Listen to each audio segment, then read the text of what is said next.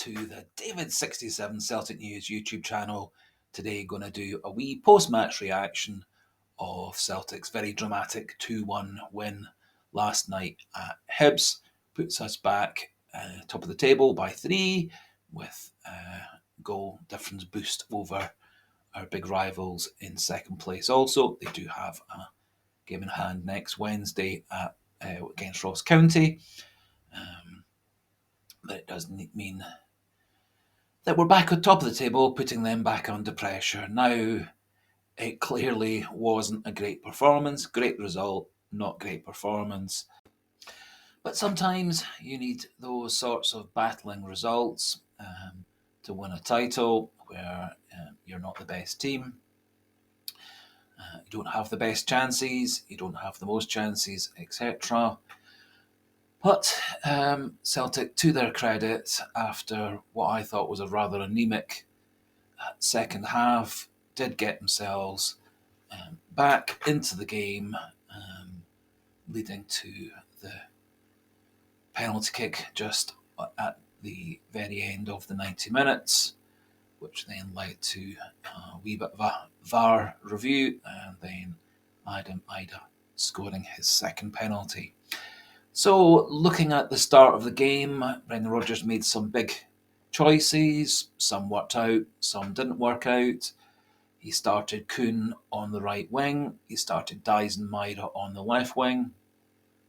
I think both Abada and Palma have had some good times and some not so good times in the games this year. And so it was perfectly reasonable to start Kuhn and Maida.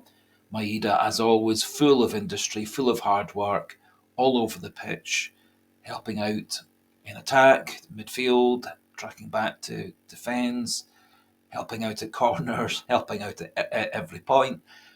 Main snag, though, being that his final ball into the box isn't good enough. His final pass into the box to teammates isn't good enough. And when he does get into the box, his first touch was poor.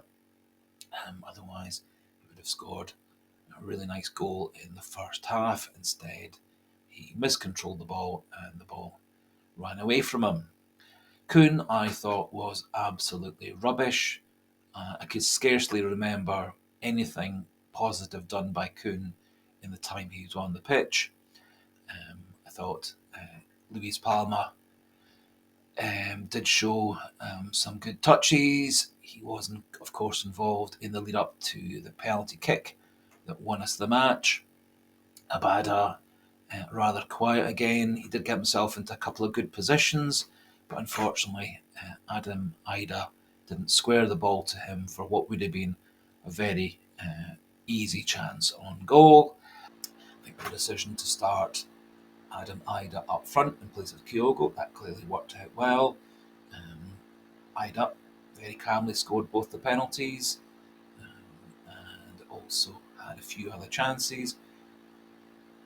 Could probably have got another couple of goals had he just been a wee bit more on the money, but we have to also remember that his time at Norwich this season has been a wee bit in and out of the team, coming off the bench, and Norwich aren't a very settled or successful side in the English Championship at the moment, and so it may well take a couple of games of him starting games to get really fully back into his abilities to finish goals. The other choice was Stephen Welsh coming in for Mike Navrocki in central defence.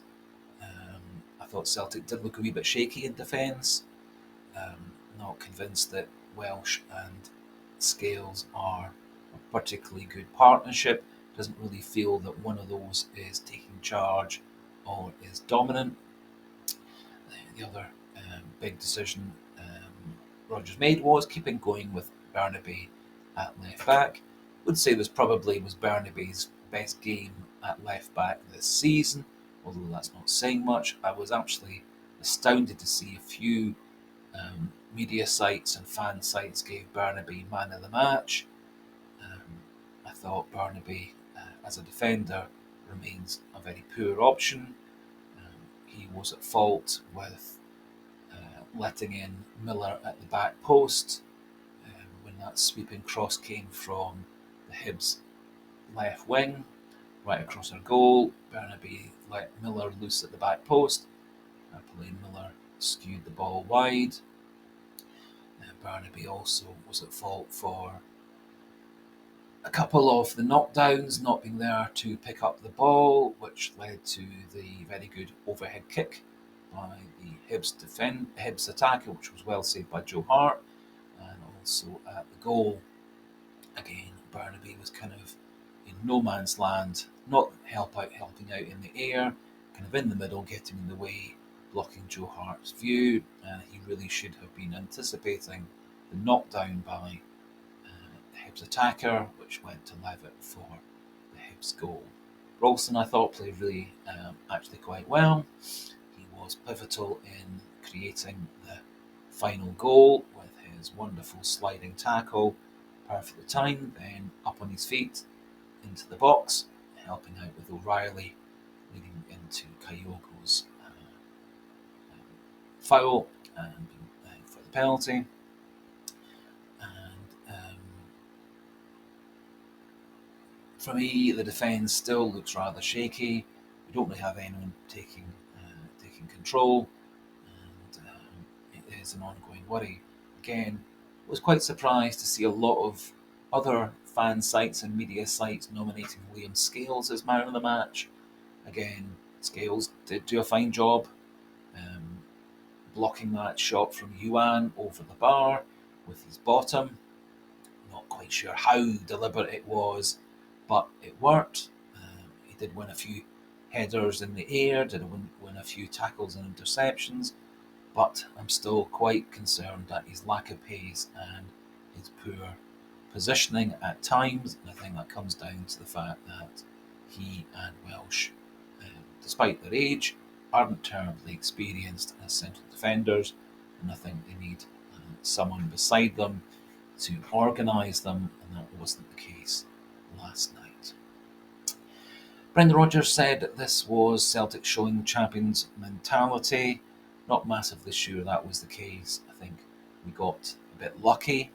Hibs outplayed us in the second half, and I really do have to question quite why Brendan Rodgers doesn't seem to send the team out ready for a battle in the second half. It's cost us several games this season, such as the Kilmarnock 2-1 loss, such as the Kilmarnock 1-0 loss in the Viaplay Cup, such as the Aberdeen 1-1 draw, and it very much nearly cost us last night.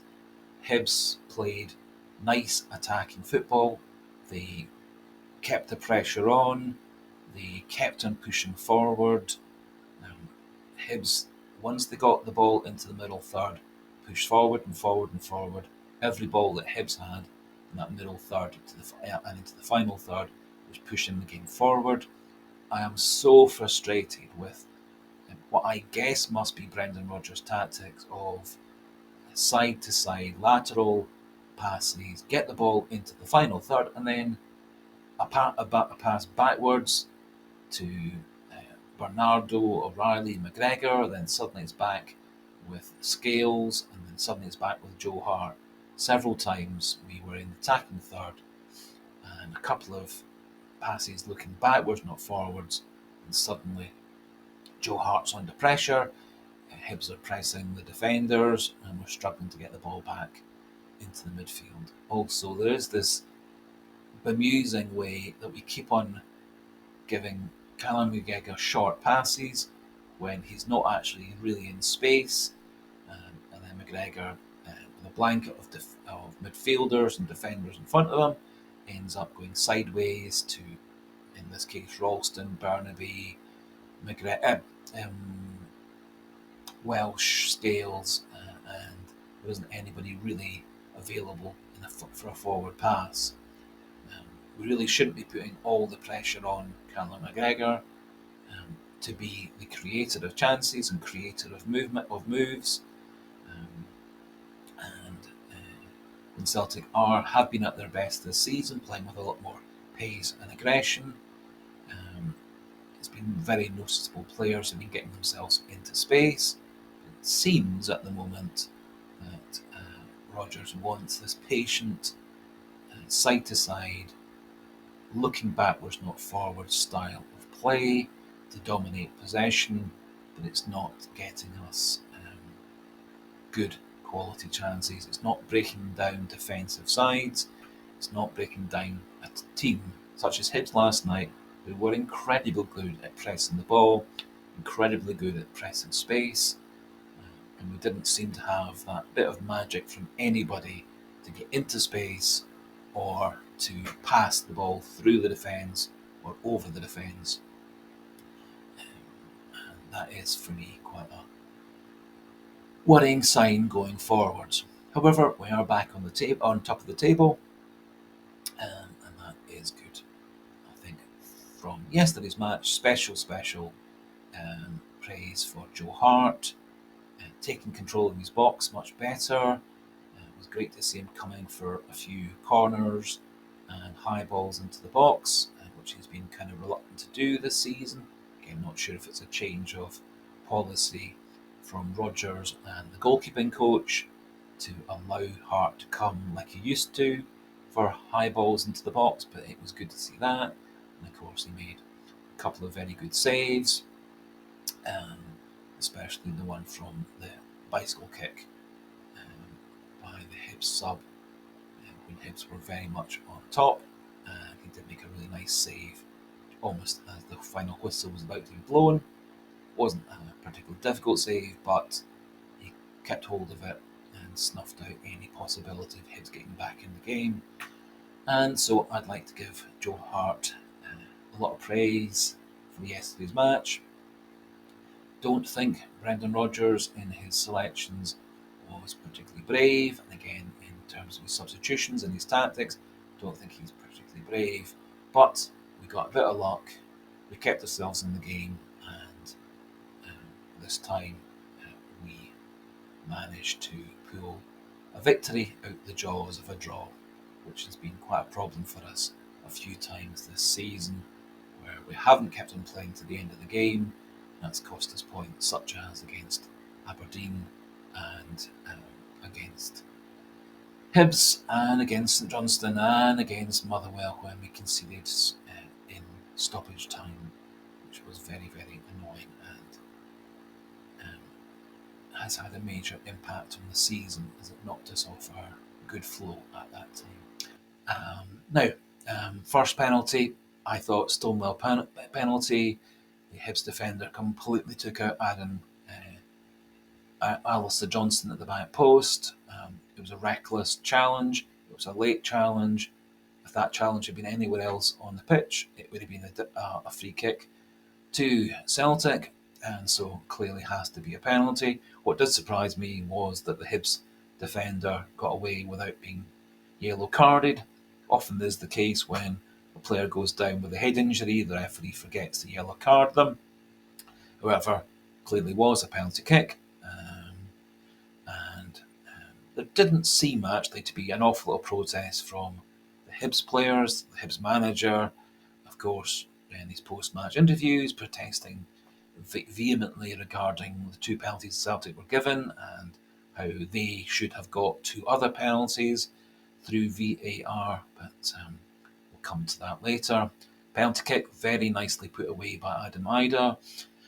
As a professional, he has a 100% record, also scored a penalty for Ireland against Holland internationally, and he clearly has a very good technique, very good run-up, and is reminiscent of the way that other excellent penalty takers like James Milner or Matt Le Tissier had. Very set routine, which repeats itself again and again and again, and also the run-up and the way he presents himself to the ball doesn't really give the goalkeeper any clues as to what's going to happen. Lewis Palmer used to have more of that style of taking penalties, but then he now seems to have swapped to the stutter step run-up, which I think is never a good idea, and his success rate taking penalties for Celtic has been poor, when before, again, it was 100% in previous professional matches. Moving into the second goal, which was the Hibs goal, Stephen Welsh got out of position, gave away a foul. Otherwise, the Hibs player would have been clear um, and away, although there were defenders covering back, so the yellow card was at most that should have been. Hibs delivered the ball into the box. Matt O'Reilly and the other players at the back post, rather ineffectual, didn't really challenge for the ball. Hibs noted the ball down to Levitt at the edge of the box, who hit a very sweet half volley into Joe Hart's left corner. Um, I think it came through a ruck of players, and so although it wasn't perfectly right in the corner, I think Joe Hart did his absolute best, got his fingertips to it, and couldn't quite push it around the post.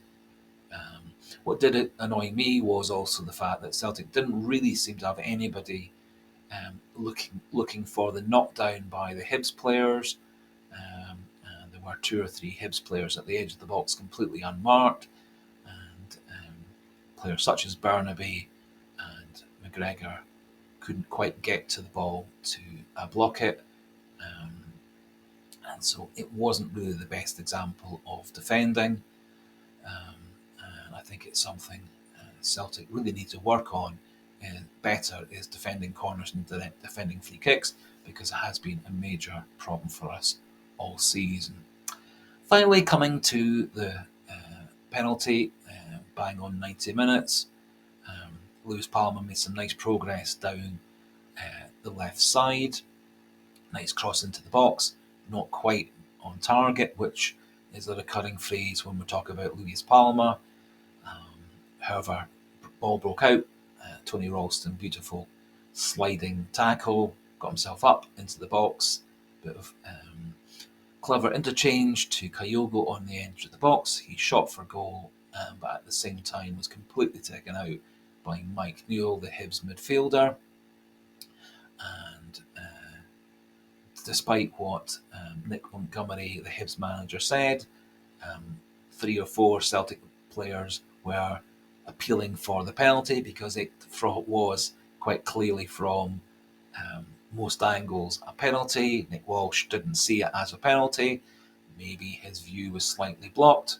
However, it became very clear when Sky showed the replays and then the VAR people analysed it that it was a penalty. And again, Adam Idah, despite all the pressure, slotted away that penalty to give us the win. Again, some controversy. Hibs claimed 2 penalties. I honestly can't really think what the other incident was. There was, of course, the incident where Martin Boyle ran into the box,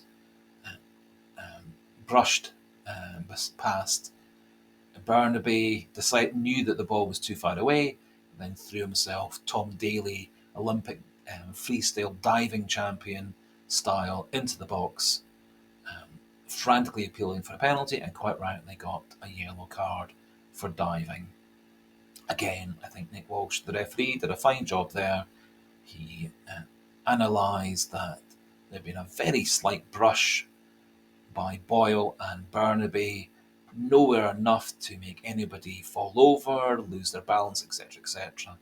And Boyle, realising that the ball was too far away from him, threw himself down onto the ground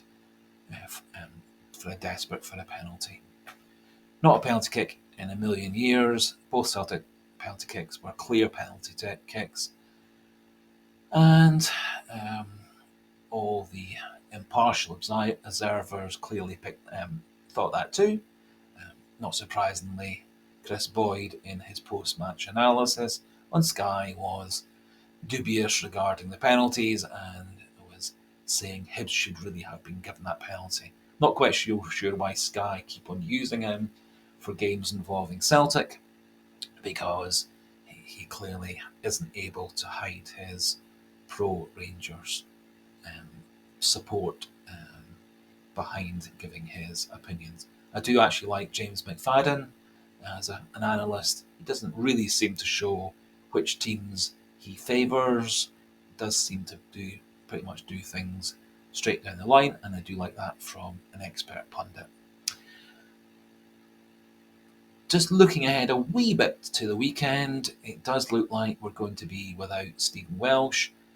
Stephen Welsh has started 3 games for Celtic this season, and in all 3 occasions has gone off injured. That was the case against Feyenoord and against Rangers.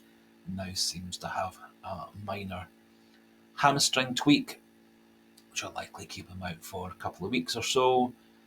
Carter Vickers, I don't think is coming back anytime soon. I would be very surprised if Greg Taylor comes back for Sunday, although very hopeful that he'll be back for the following weekend. And Alistair Johnston, almost certain is going to be out for concussion protocols for the game on Sunday. And so I guess we're going to see Nawrocki and Scales in the middle, with Ralston and Burnaby at fullback. It also is going to mean that Brendan Rodgers almost certainly is going to be forced to pop Gustav Lagerbielke on the bench, because we don't actually have any other experienced centre-backs left in the squad other than Yuki Kobayashi. And I think it would be a massive insult to Gustav Lagerbielke if Kobayashi's on the bench and Lagerbielke isn't on Sunday, given the fact that Lagerbielke's transfer to Lecce was cancelled as Lagerbielke was packing his suitcase to go off to Italy. And so very hopeful that Rodgers will swallow his pride and pop Lagerbielke at least on the bench on Sunday. And for me, I'd actually pop him into the team in place of Nawrocki, as Nawrocki and Scales haven't formed a partnership. But as you can remember from the start of the season, from the Rangers match onwards, Lagerbielke and Scales actually did a good partnership with 4 clean sheets together in that spell prior to CCV coming back from injury. So that just about finishes things off for today's video. Slightly delayed by a couple of wee editing problems and having to remove a section that was potentially copyrighted. For all those new to the channel who've enjoyed this style of analysis and review, please do click that subscribe button. Also have a wee look at the other videos on the channel and the other content, such as the daily trivia question and currently an online poll regarding our own assessment of Rodgers as a manager with 5 categories to choose from. For all those who've enjoyed the video, please do click that like button. It does help with YouTube analytics, gets these videos seen by more people, which would make me happy and would give them an alternative view of Celtic, where we are, where we're going, and how things are for us. And as always, there's the comment section for your comments on this video and where Celtic currently are in terms of performances, morale, and how we see the next few weeks and months towards May, when hopefully we'll be lifting the double. And do pop your comments in, preferably polite and informative and constructive. I'll reply as quick as I can, either in the comment section or in future videos. So thanks for listening, thanks for watching today, goodbye, and hail, hail.